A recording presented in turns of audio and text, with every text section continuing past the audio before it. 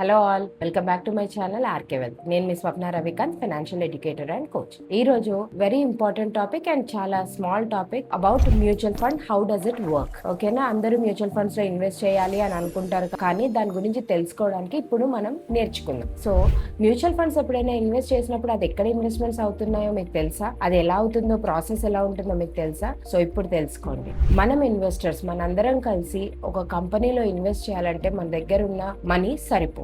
So అందుకనే మనం అలా ఇన్వెస్ట్ చేయడానికి మ్యూచువల్ ఫండ్స్ అనేది ఒక మార్గం. సో మ్యూచువల్ ఫండ్స్ ఏమవుతుందంటే మనలాంటి ఇన్వెస్టర్స్ దగ్గర నుంచి కొంచెం కొంచెం అమౌంట్, సే 5,000, 500, 100 అలా తీసుకొని ఇన్వెస్టర్స్ అందరూ కలిసి ఒక ఫండ్ మేనేజర్ దగ్గర పెడితే ఆ ఫండ్ మేనేజర్ దాన్ని రన్ చేస్తాడనమాట.